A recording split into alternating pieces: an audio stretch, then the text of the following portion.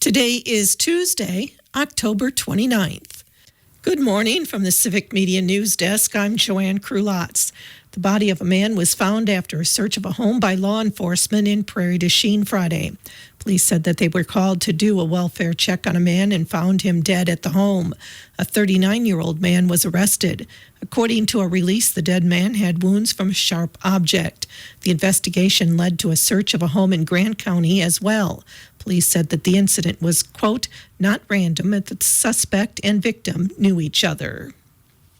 Republican vice presidential candidate J.D. Vance brought policy comments to a stop in Wausau Monday, but also attacks on Vice President Kamala Harris. Vance attacked Harris on energy policies and inflation, saying a Trump administration would allow more oil drilling and require that newly built homes go to American families. The Harris-Walz ticket continues to campaign throughout Wisconsin. Lisa Hale reports.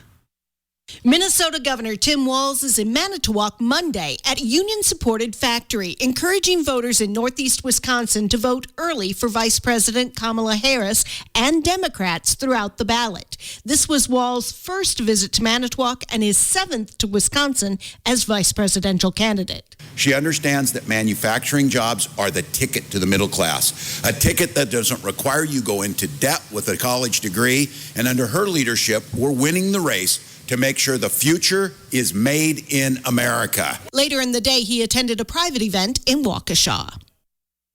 The Harris-Walz campaign says former President Bill Clinton is slated to visit the Fox Valley and Milwaukee Thursday.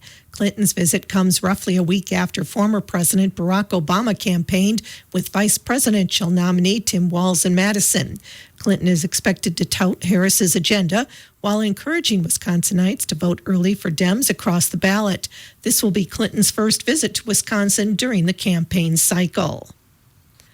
Voters in some Wisconsin school districts are facing big funding requests in their ballots. State Department of Public Instruction data indicates at least 121 districts putting referendum questions before voters, including some with more than one on the same ballot. That's the case in Madison Metropolitan Schools, requesting $100 million over 4 years for operations, and a second referendum asking for facilities bonds totaling $507 million over 23 years. More than a dozen Milwaukee area districts have referendums. In the Arrowhead district, voters are being asked for $261 million for facilities and $7.6 million for operations. Voters in the Cudahy district are being asked for $12.4 million for facilities and $10.4 million for operational expenses. And voters in Green Bay area public schools are being asked to approve a $183 million capital referendum to address safety and renovations.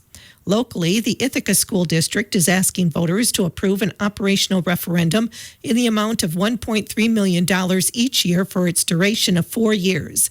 As its name implies, revenue received via an operational referendum is used to meet the cost associated with operating the district, which may include to attract and retain qualified teachers, Chromebooks for one-to-one instruction, access points to provide a reliable internet connection school-wide, additional safety operations, and a school bus with the intention of returning to a biannual purchase rotation to minimize repair cost. In addition, the Baraboo School District is seeking $85.7 million. The Iowa Grant District is seeking $1.2 million. The Lafarge School District is seeking $900,000. The Wisconsin Dells District is seeking $4.5 million. And the Reedsburg District has 2 referendum questions totaling $30 million. The Biden administration wants to require private health insurers to cover all approved forms of birth control, even over-the-counter options. Planned Parenthood of Wisconsin President Tanya Atkinson says it's a step in the right direction and makes sure people can have complete coverage when some birth control options don't work. The rule would make clear provisions in the Affordable Care Act that require contraception coverage by insurers. A number of plans have denied coverage to OTC medications, while others restrict access to just a few forms of birth control. It's unclear if the rule will be implemented by the time President Biden leaves office in January. Several key deadlines are approaching for eligible registered Wisconsin voters seeking to cast an absentee ballot before next week's general election. In-person absentee voting will be held through Sunday. Importantly, the times and locations of in-person absentee voting differs from municipality to municipality, so you will need to check with your municipal clerk as to opportunities to cast your absentee ballot. Some smaller jurisdictions choose to offer IPAV by appointment only. You may view IPAV availability by entering your voting address on the My Vote Wisconsin website.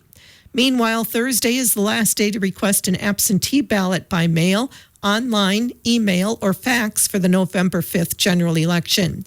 In practical terms, though, that results in an unrealistic time frame for you to complete the ballot and return it to your clerk by Election Day.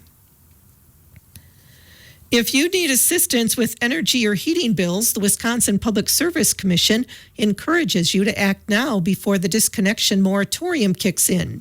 Bureau of Consumer Affairs Director Brad Rose says the moratorium prevents utilities from disconnecting essential services to residential customers from November 1st to April 15th. Rose says customers should contact their utility provider before November 1st to make a payment or arrange a payment plan. Rose says utilities are not required to reconnect service until payment arrangements have been made. More information is available on the Public Service Commission website, psc.wi.gov/pages/home.aspx. The Richland Hospital and Clinics has received an American Heart Association Outpatient Program Achievement Award in recognition for its commitment to reducing the risk of heart disease and stroke by improving blood pressure management. The awards recognize a commitment to following the latest evidence and science-based care guidelines. Nearly half of all adults in the U.S. have some form of cardiovascular disease, including heart attack, stroke, or heart failure. High cholesterol, type 2 diabetes, and uncontrolled high blood pressure are leading risk factors for cardiovascular disease, but with timely diagnosis, research-based treatment, and education, these conditions can be managed. The Outpatient Achievement Award programs put the expertise of the American Heart Association to work for hospitals nationwide, helping ensure the care provided to patients is aligned with the latest evidence and research-based guidelines. As a participant in the Target BP program, TRHC was recognized after demonstrating how their organization has committed to improving risk factor management for patients. This year, TRHC received Target BP Silver recognition, jointly presented by the American Heart Association and the American Medical Association. A United States Department of Agriculture rule requiring newly applied cattle and bison official ID tags to have both a visual and electronic component will go into effect on November 5th. Currently, the only official tags that meet these requirements are 840 RFID tags. The requirement applies to official identification placed for any reason, including interstate movement, brucellosis vaccination, and tuberculosis testing. Cattle tagged with visual-only official tags prior to November 5th do not need to be retagged unless they lose their ID. These changes only apply to official ID for cattle and bison. The purpose of this rule is to improve livestock traceability.